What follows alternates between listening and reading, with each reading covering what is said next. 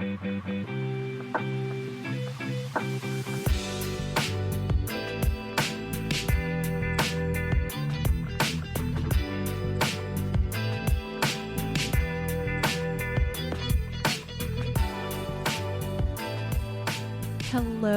my dear friends. Welcome to Lead to Gold. This is the podcast devoted to discussing all things growth and wellness. And I am so happy that you're here for episode 32. And today we are getting right in the middle of the all-encompassing thing that we do here, which is talk about growth and wellness. Today's topic is going to be perhaps a little bit spicy, but I'm very excited to get into it because I have some thoughts. And if you are somebody who has been in the wellness space yourself, online or offline, these are probably some things that you have at least touched on or noticed in your communities. It's very prevalent, and that is what we would probably now call the wellness industry. Unfortunately, because capitalism, there must be an industry for everything. So that's what we're getting into today. But before we begin, I'll do all my little spiel stuff right here, right now. If you would like to support the show, there are a few ways to do that. The first and the free ways are to follow me on Instagram at Lead to Gold or subscribe to the blog Lead to Gold. There is a blog. Every other Monday, a podcast episode comes out, and every adjacent Monday, a blog post comes out. So I've got lots of stuff coming all the time. If you do choose to subscribe to the blog, you also get a monthly exclusive private playlist on Spotify that adheres to the astrological sign of that time. So if that interests you, all links are in the show notes. Another way to support the show and support me in making a show that currently does not garner any monetization, I have some merch at TeePublic, and links for that are in the show notes as well. So stickers, shirts, mugs, whatever your little heart desires, you can grab it over at TeePublic. And that's that. Oh, no, I forgot the most important one. The last one would be, if you have not yet rated the podcast wherever you are listening to it, that would be so appreciated. And I will love you forever. Okay, that's it. So I want to ground into this space a little bit before we get the episode going. How are you doing? Wherever you are at this point in time, how is it going? I would love to know. I hope that you are well. I hope that you are handling all of the craziness that life is throwing at you, because I know it's there. And I hope that some good things have been happening for you lately. For me, I've been feeling a good, really nice, lasting sense of peace of mind the past couple of weeks. I've had some really interesting and really profound experiences that I am not quite ready to discuss here on the podcast, but just know things are happening, things are shifting, and I think it's all in very good, very expansive ways. But to keep it less vague, life's good. I am just now starting to kind of wake up from the winter slump. And in fact, this past week, I kept saying to my friends that I felt like such a lazy sack of potatoes this whole week, because I'm kind of learning to love winter, and I almost want to hold on to it as long as I can because I love the season of rest so much. I'm in a way not quite ready to get back out there and wake up and re-energize and be outside all the time. But in another way, I'm very, very excited for it, and I have missed it. In fact, today was the first day that I was back out in my garden for, I guess, the spring season. I started deadheading all of the old plants and burning old brush, and it felt really good. I was definitely outside for several hours today, and I'm like, man, I really, really, really missed this. And coming back inside, I'm like, oh, I don't want to come back inside yet. It's too dark in here. yeah, I'm feeling both ways about it. I love winter, but I'm also very excited for what's to come. So I don't know. I feel like wherever I am at this point in time, it's good. So I hope that you're feeling a little bit of that as well. I know that there are a lot of really awful and scary things going on in the world right now. And I want you to remember that there are tangible things that you can do rather than feel hopeless. It's totally, totally okay to feel scared and unsure and anxious, because I also do, believe me. But there are things you can do. So don't feel like complacency is the only option. You know, it's always good to practice. And that's partially probably what we're going to get into with today's conversation, the conversation around community care as self-care. So this is kind of bringing me to a point. I feel like I should stop here and just preface that last week's blog post was very multifaceted, in my personal opinion. I was discussing a lot of things with the loneliness epidemic that we're now experiencing and what true self-care is supposed to be. And today's conversation on the podcast is going to be, I think, very interesting because it weaves together a lot of my usual talking points. So aside from those two, because we're definitely going to touch on those today as well, there's also wellness, right? We're talking about the wellness industry. So what does that really mean? And what is the wellness industry as opposed to just wellness in general? Also, media literacy. That is going to be such a huge part of this conversation as well. This is something that transcends both my work here at Led to Gold and also my job as a high school English teacher. Media literacy is pretty much everything to me. It covers everything I do. Like 90% of my life revolves around media literacy. So I'm excited to talk about this today as well. And then we're also going to be touching on some capitalistic, individualistic ideals. So we'll get to all of that in due time. But those are the themes, and they are pretty common themes in my work. So I feel like today is going to get pretty deep in all of that. With all of those lenses, right, we are going to be examining the wellness industry that has taken shape in the past few years, because the wellness industry has not always been a thing.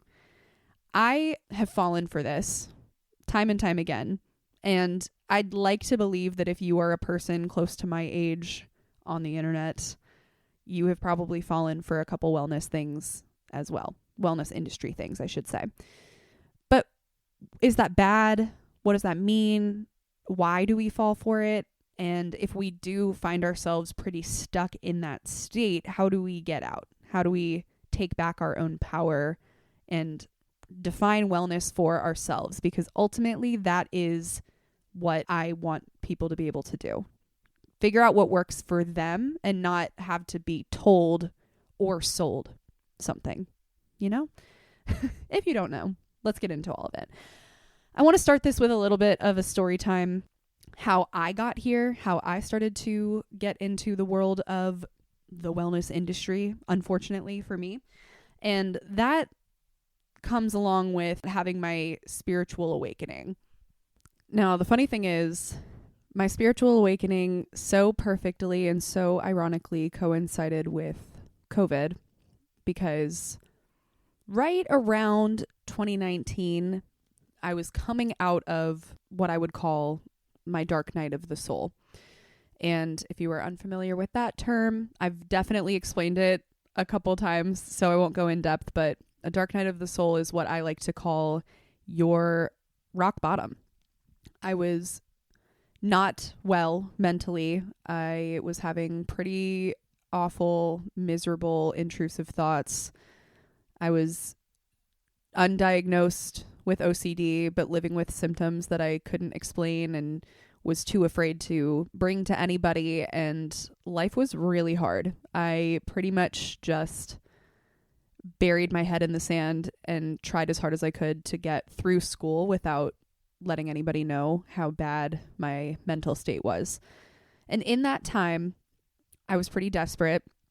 not understanding what was going on within me.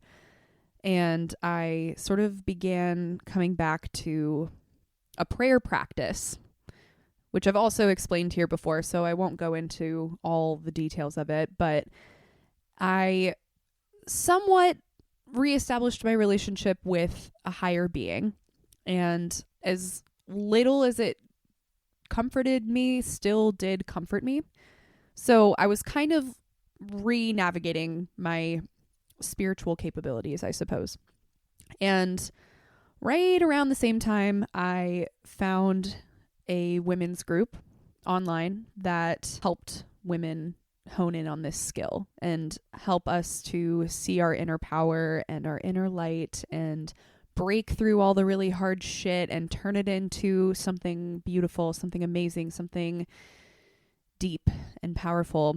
And you can probably already see where this is going, maybe, but I now look back on the person who led this group as somewhat of a wannabe cult leader. And I feel really bad saying that because I'm sure that's not exactly what they intended, but that was very much how they gave off their message on social media. And I fell for it. Now, that's not to say that the entire experience was awful. I was only in this women's group for, I don't know, probably 8 months. I don't even remember at this point. It wasn't very long before I realized that it was kind of scammy and I was going to have to keep giving money to this person, and I didn't want to do that. But the lessons that I had learned within this were the things that stuck with me, and they were very powerful and they were very helpful. So that was essentially my spiritual awakening, finding other people who thought like me and felt like me and were looking for the same kind of peace of mind like me. And on the other hand, as all of this was going on, COVID started.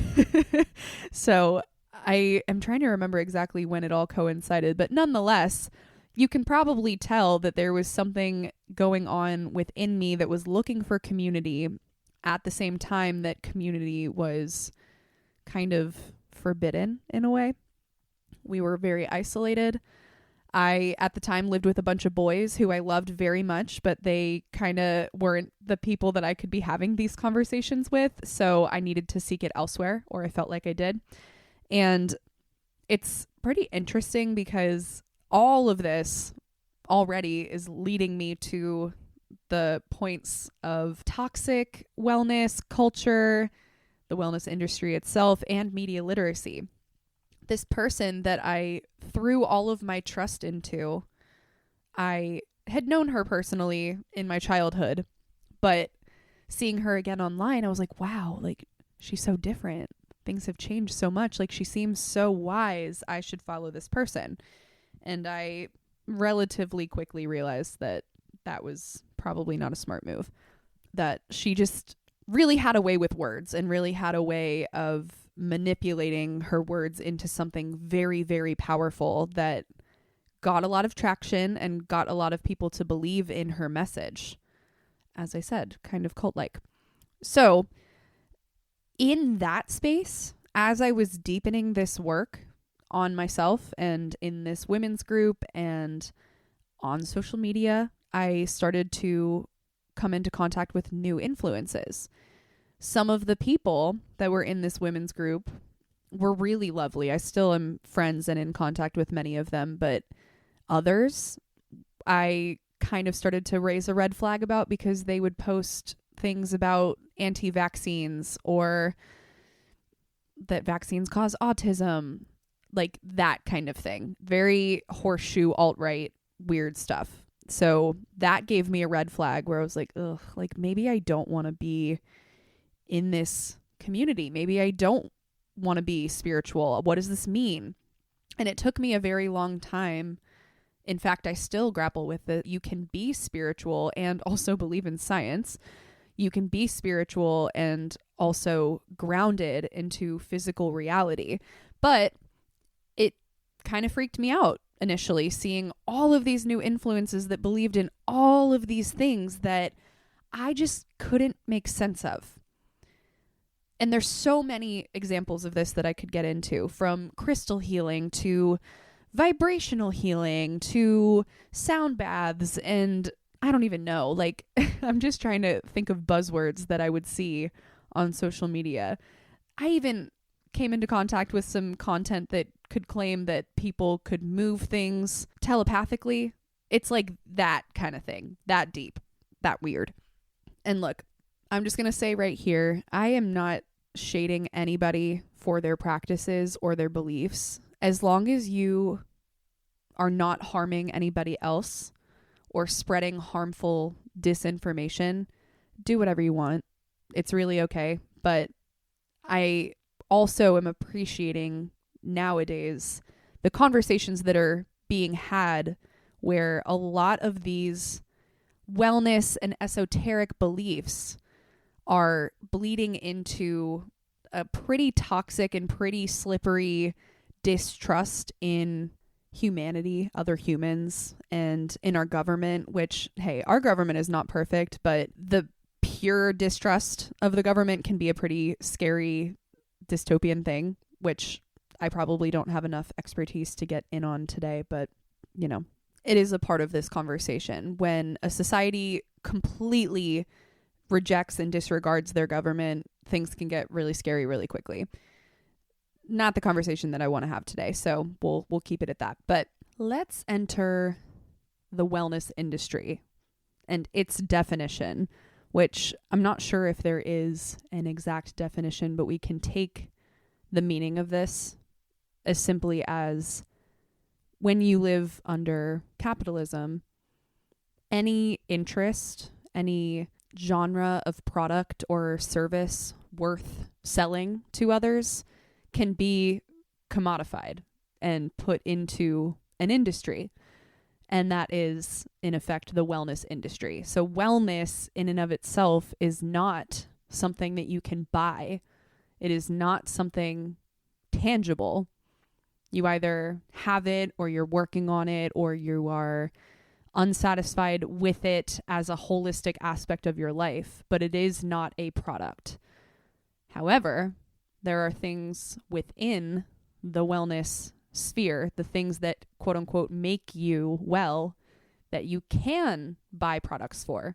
And that is, in my definition, what the wellness industry has set out to do, to sell us products, goods, services that claim to make you well. The nice thing is, now, flash forward, 4 years or so from when I was essentially bought into the wellness industry from a not so amazing spiritual community, as many people are, coincidentally also at the start of COVID and the pandemic, when people were worried about their health, worried about getting proper health care in the midst of hospitals being fully booked. It was just a scary time. We now have plenty of trustworthy sources to come back to when I'm seeing questionable stuff on the internet, or feel that I am being influenced by some aspect of the wellness industry that is probably not as useful as it's making itself sound. There are plenty of fact-checking experts that can steer us in the right direction. So I have learned to seek these sources out. I have learned to look for that information that is scientifically backed. And it's interesting because I am also one to use a little bit of duality with that. Not everything in our life is about science. Not everything has to be proven. Placebo effect is very real, but it's very important to not completely lose sight of that.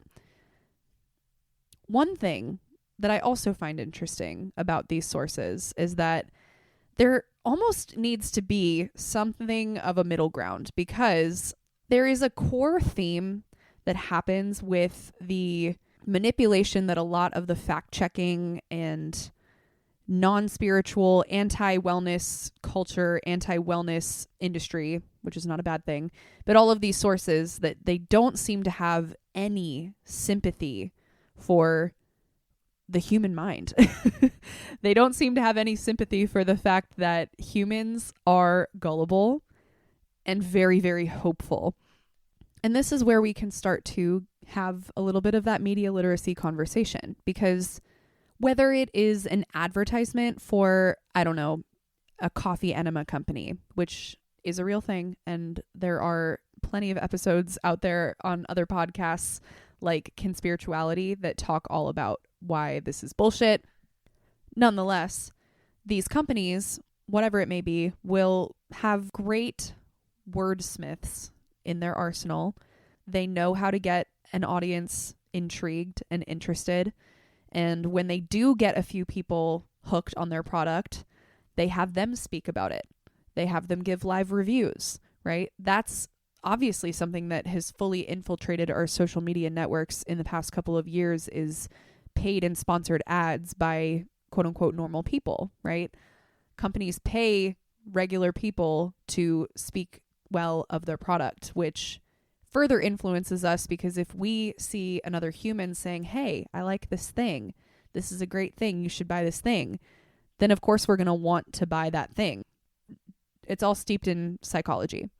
And this is not inherently a bad thing, right?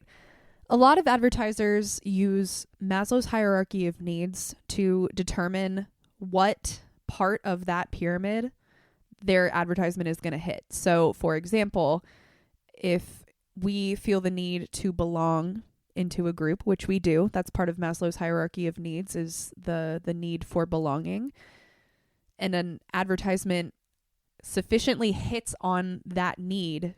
In other words, they're saying, hey, if you buy this product or if you do this thing, you're going to belong into this group of people because these types of people are also buying this thing. Then that fulfills a temporary feeling of that need of, oh, I belong. I have this thing. I belong now to this group. Very common, very age-old practice in advertising. But where this gets sticky and where this gets very sinister is when companies lie or very, very, very widely stretch the truth. I'll take it back to coffee enemas for a moment. So I think it hopefully goes without saying for most of us that coffee enemas don't do anything for you. If you don't know what I'm talking about, maybe look it up, but it's not something I'm going to go into depth on in this episode. But they will go as far as to say that it maybe doesn't cure cancer, but it helps with your symptoms of cancer. I'm a little bit fuzzy on that subject because I haven't looked too much into coffee enemas myself, but I do know that a lot of companies are in hot water recently for using normal, regular people going through cancer treatment to talk about their products and talk about how much their products have helped them. And these are people who are rejecting chemotherapy, rejecting proven medications and proven science to help with cancer treatment, and turning towards something more natural and more holistic, which is another really big problem with the wellness industry. I wish I could accurately pinpoint where our human fear for toxicity came from. I feel like a lot of that is quite natural, but there has definitely been a movement, probably within my lifetime, of moving towards more non-invasive, non-toxic, holistic, natural approaches to caring for ourselves. And I absolutely do not think there's anything wrong with that. I am a huge proponent of that. I would always prefer to go the natural or holistic route until I have no other choice. But this is something that the wellness industry plays on to a huge and very problematic degree, because I would like to think that it's becoming more widely known that natural products cannot solve everything. This gets into so many wellness products that claim to do something that they just cannot do. Putting coffee up your butt is not going to cure your cancer. A rock is not going to make you feel self-love. An adaptogen, if you are familiar with mushroom coffees, things like that. An adaptogen claims to adapt to your body's needs. So one particular company that I fell for, and thank God I never bought any of their products, but I did fall for their advertising pretty severely because it was so aesthetic and so beautiful, was Moon Juice. And Moon Juice is, I guess, a juice company, but probably more a supplement company that sells adaptogenic mushroom tinctures and supplements. So their promise is that depending on the mushroom blend that you get, different symptoms will be relieved. So, for example, something that I was always looking into was something that would help me feel more energized. And I came so close to buying whatever mushroom blend they had that promised I would feel more energized if I put it in a smoothie or in my coffee. And it's just a lie. Adaptogens do not adapt to your body's needs. There are health benefits to eating mushrooms of different kinds and varieties, don't get me wrong, but they do not have any tested, studied, backed, magical and customizable to your body benefits. At least not to the level that Moon Juice would claim that they do. But herein lies another problem, and this is why I believe that the wellness industry as it stands has been able to grow into the massive, massive multi-million, billion-dollar industry that it is. Let's take this example, right? I definitely used to consider myself somebody who struggled with my energy levels.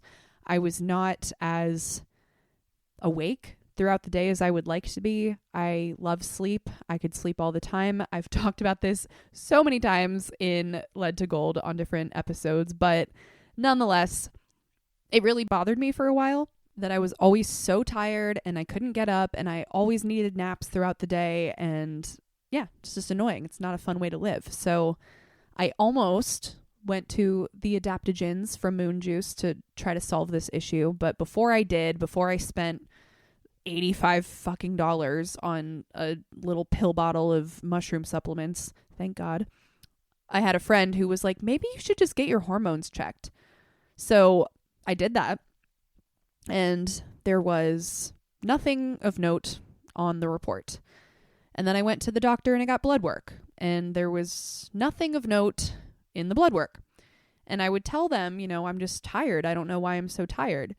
And there's really nothing that they can do for you, which becomes such a common thing in a lot of our ailments and symptoms, I would say to a lesser degree. But doctors just don't have a lot of answers for these things. And it's frustrating because you want to feel better. You want to feel like your best self. And the wellness industry promises that you can, promises that this supplement will make you the energized person that you have been wanting to be. It will give you the energy that you had when you were 10 years old. They probably don't say that to a degree, but they sell the image of that. They sell the image of, if you buy my product, you're going to feel exactly how you have always wanted to feel. Your skin is going to glow. You're going to feel radiant. Maybe you'll lose a few pounds. Maybe your stomach won't bloat anymore. Maybe you will not have inflammation anymore. Whatever it is. That is why the wellness industry is thriving, because it has gotten so good at selling us the idea that whatever doctors can't figure out, whatever science can't prove, we will be able to help you. And again, the placebo effect is real. So it's not to say that some of these things don't marginally work for some people. Natural products do have health benefits. Holistic wellness companies are not always evil and vindictive. They're not always trying to sell you something that is a complete lie, but there is a lot of exaggeration at work here.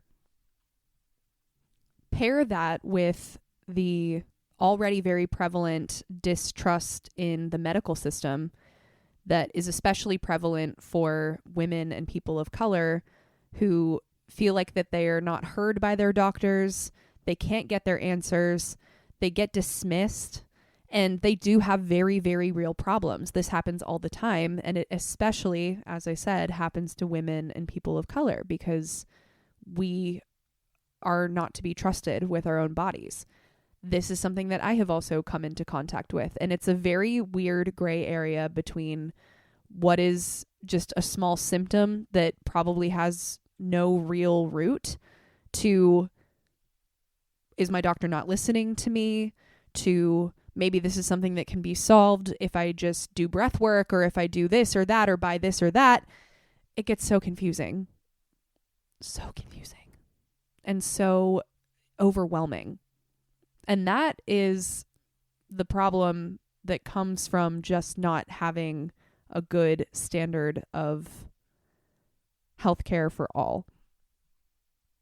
So it's really no surprise that so many people, women and minorities in particular, get so heavily influenced by the promise of wellness that you can take your power back into your own hands and you can do this for yourself at home.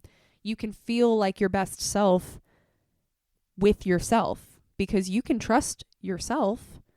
You can trust what you have at home. You can trust what grows in your garden.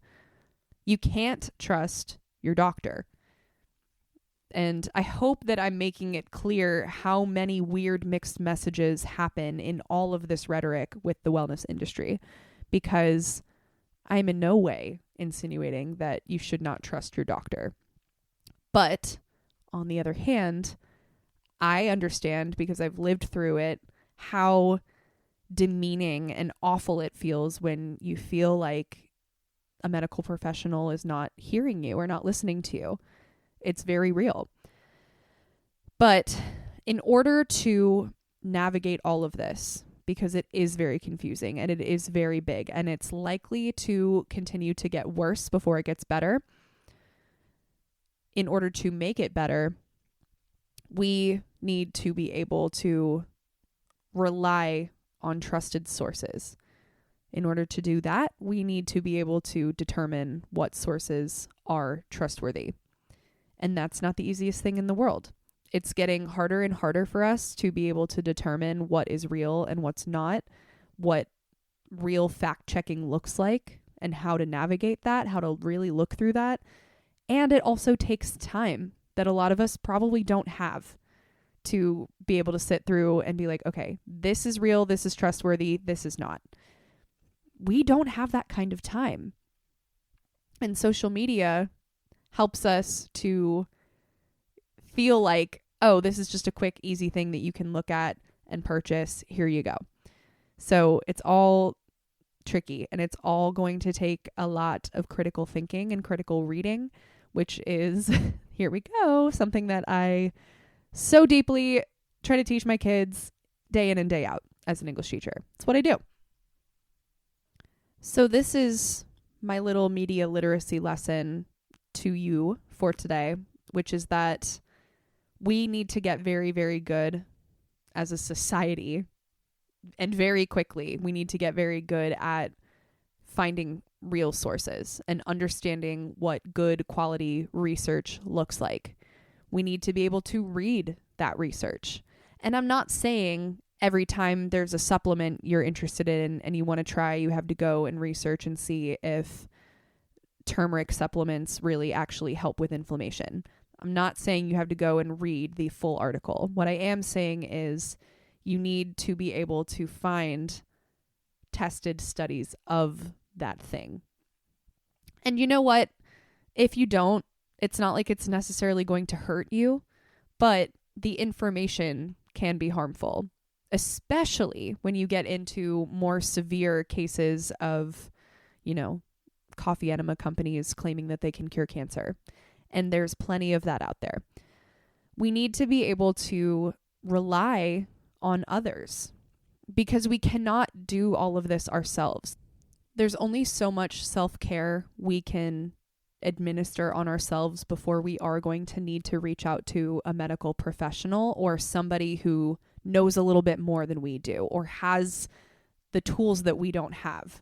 But in order to do that, we have to trust those professionals that we're going to. How do we trust them? I think the matter of America's medical system not being the most amazing is something a little bit too large for me to be able to talk about on this podcast episode. And I'm talking in terms of being heard. As a patient, your needs are valid, your worries are valid, and doctors will do any and everything that they can to make sure that you feel like you are being treated fairly. I don't know how to solve that issue. I'm not going to pretend to know how to solve that issue, but we can at least make informed decisions about who we trust with our bodies. I hope. That is the thing that I want us to be able to practice. And in the grand scheme of things, I mean this as in, what companies are you going to give your money to? What medical professionals are you going to seek? Who is spreading reliable and trustworthy information on the topics in wellness and medicine that you're curious about? In fact, if you want a few places to start, I will link some of my favorite sources in the show notes that really helped me break out of the wormhole of the wellness industry. But all in all, how do you know who to trust?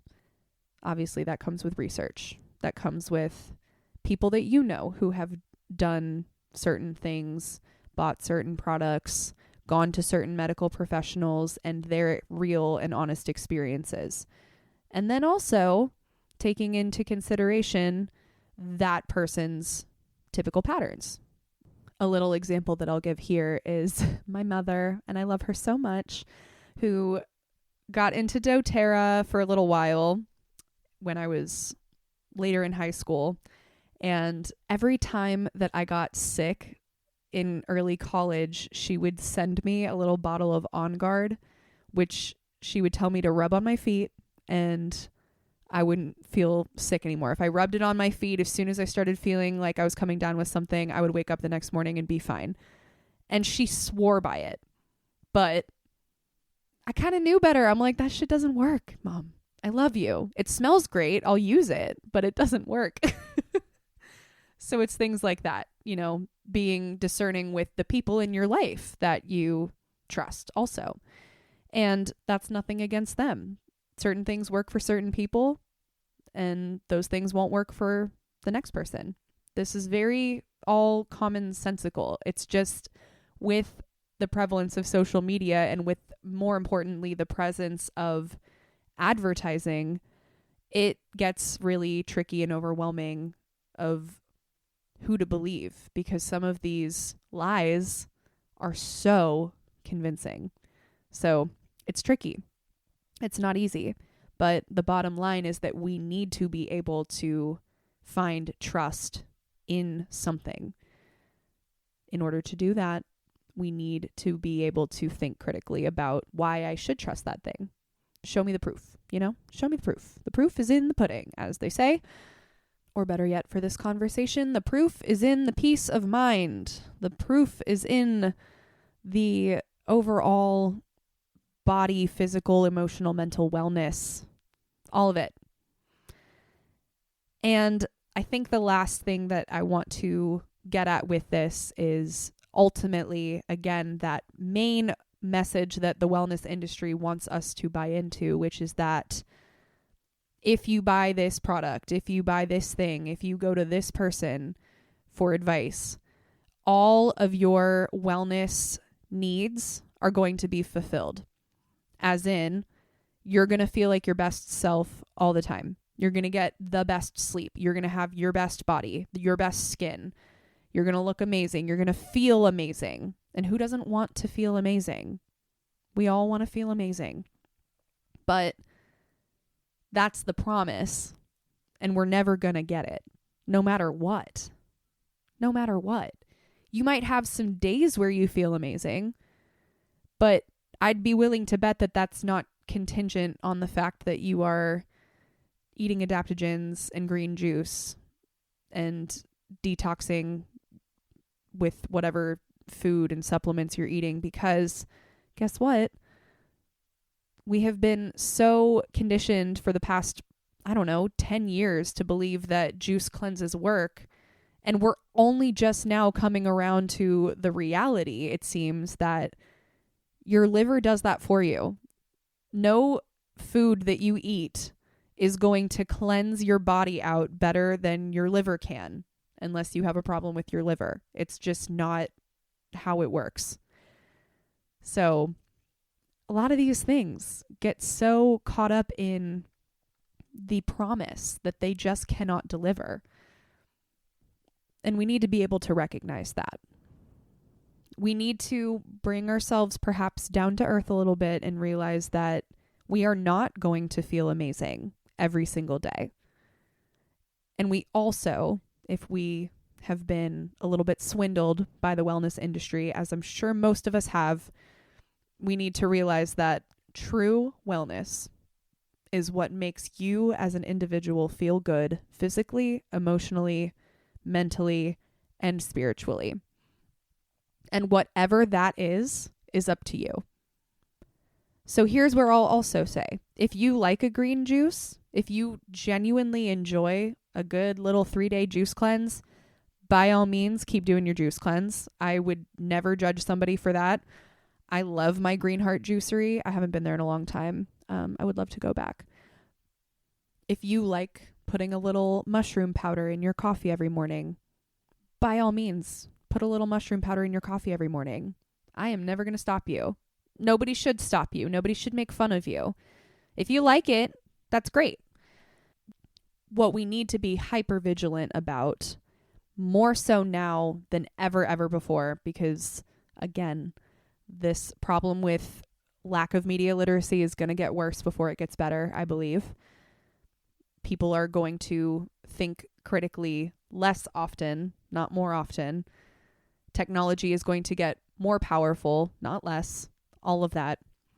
What we need to make sure that we are vigilant about is not spreading harmful misinformation and disinformation about health, but also about anything. Whatever information we are absorbing, we need to be very, very careful to make sure that it is factual, trustworthy, and relatively unbiased before we share it with our platform, whatever that may be. Very careful. And that is something that we're definitely all going to have to be doing some work on in the next couple years as social media gets stronger and more powerful.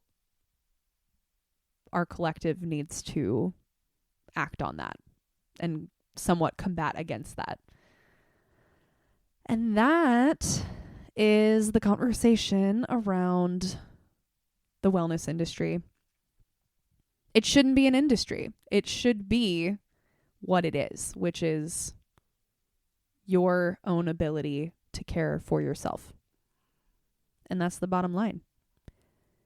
So with that, I figure we should get into our little game of We're Not Really Strangers. And if you are listening for the first time, this is a little tradition for the end of every episode where I pull a card from the We're Not Really Strangers Healing Edition.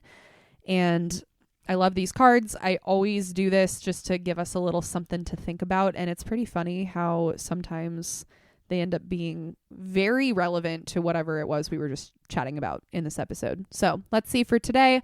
If you want to take a moment and grab a journal, feel free to do so. All right, here we go. Okay. Here's the question for today. It's actually not really a question. It is a finish the sentence. So finish the sentence. I'm working on accepting blank. I am working on accepting the fact that this is the cliche, but I'll explain. I am working on accepting the fact that healing is not linear. And the explanation that I will give on this for now is that I have been doing incredibly mentally the past couple of years. I am eons away from where I was in 2019, as mentioned at the beginning of this episode, 2018, 2017, all that. College was rough. The whole entire season of college was rough for me mentally. Not having a good time. But the thing that's really interesting about it is that and this is part of what I was mentioning earlier as well, that I have been going through some crazy stuff, some crazy realizations the past couple of weeks. And I wrote a good bit about this on the blog. If you're interested in reading, I can link that in the show notes. But I've been doing so amazing mentally. And I totally left that old version of myself behind. The moment that things started to look up, I was like, deuces, bye, see you never, to a part of me that really was valuable. And in all honesty, this is, somewhat of a spiritual belief for me, but I really feel like that part of me felt extremely neglected through all of these years of quote unquote doing better. And I shouldn't even say quote unquote, like I feel amazing. I don't have intrusive thoughts anymore. I have a normal level of anxiety and like things are looking up. All is well. But I completely abandoned that version of me. And I could still feel her sort of like tugging at this thread within me of like, hey, I'm still here.